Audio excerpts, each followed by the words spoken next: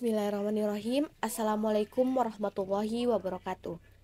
Perkenalkan, nama saya Alia Reski Alinda dari Prodi Ekonomi Syariah kelompok 6 semester 7 akan menjelaskan materi mengenai saham syariah untuk memenuhi salah satu tugas manajemen investasi Islam. Selamat menyaksikan. Baik, untuk materi pertama tentang pengertian saham syariah. Saham syariah adalah sertifikat yang menunjukkan bukti kepemilikan suatu perusahaan yang diterbitkan oleh emiten yang kegiatan usaha maupun cara pengelolaannya tidak bertentangan dengan prinsip syariah. Dari sudut pandang fikih, pada dasarnya saham adalah efek syariah. Saham syariah merupakan salah satu bentuk dari saham biasa yang memiliki karakteristik khusus berupa kontrol yang ketat dalam hal kehalalan ruang lingkup kegiatan usahanya. Sedangkan saham konvensional memasukkan seluruh saham yang tercatat di bursa efek dengan mengabaikan aspek halal haram. Yang penting saham emiten yang terdaftar atau listing sudah sesuai aturan yang berlaku atau legal. Selanjutnya, fungsi saham syariah. Yang pertama, masyarakat dapat berpartisipasi dalam kegiatan bisnis dengan memperoleh bagian dari keuntungan dan resikonya. Yang kedua, para pemegang saham menjual sahamnya untuk mendapatkan likuiditasnya. Yang ketiga, perusahaan meningkatkan modal dari luar untuk membangun dan mengembangkan inti produksinya. Yang keempat, memisahkan operasi kegiatan bisnis dari fluktuasi jangka pendek pada harga saham yang merupakan ciri umum pada pasar modal konvensional. Yang terakhir, memungkinkan investasi pada ekonomi itu ditentukan oleh kinerja kegiatan bisnis sebagaimana tercermin pada harga saham.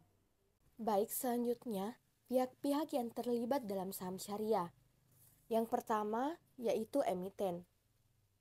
Emiten yaitu badan usaha yang menjadikan saham untuk menambahkan modal atau menjadikannya obligasi untuk mendapatkan pendanaan pinjaman kepada para investor di bursa efek.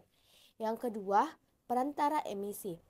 Perantara emisi yaitu perantara yang menjamin penjual efek sehingga apabila dari emisi wajib membeli atau setidaknya sementara waktu sebelum laku agar kebutuhan dana yang diperlukan emiten terpenuhi sesuai rencana.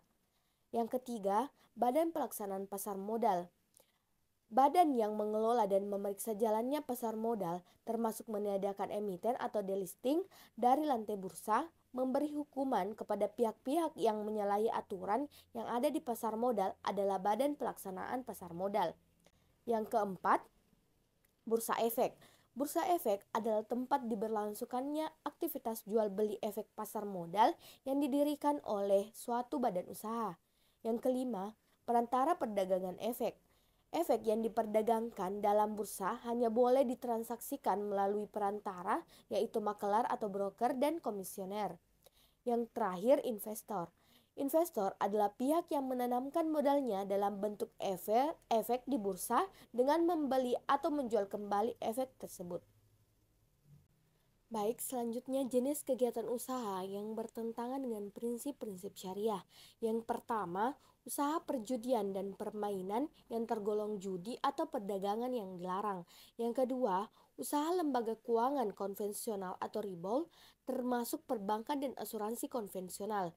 Yang ketiga, usaha yang memproduksi atau mendistribusikan serta memperdagangkan makanan dan minuman yang tergolong haram. Yang terakhir, usaha yang memproduksi, mendistribusikan, dan atau menyediakan barang-barang ataupun jasa yang merusak moral dan bersifat mudara. Yang terakhir, saham-saham yang termasuk dalam kategori saham syariah adalah saham-saham dari perusahaan yang beroperasi sesuai dengan prinsip-prinsip syariah Islam. Kriteria umum yang digunakan untuk menentukan apakah suatu saham memenuhi standar syariah yang melibatkan yang pertama, bisnis yang halal, yakni perusahaan harus terlibat dalam bisnis yang dianggap halal menurut prinsip syariah. Contohnya termasuk makanan halal, teknologi, manufaktur, dan sektor-sektor lain yang sesuai. Yang kedua, larangan riba. Perusahaan tidak boleh terlibat dalam transaksi atau praktik yang melibatkan bunga ataupun riba. Yang ketiga, larangan spekulasi. Saham dan perusahaan yang terlibat dalam transaksi spekulatif yang tidak sesuai dengan prinsip syariah harus dihindari. Yang keempat, larangan alkohol dan miras.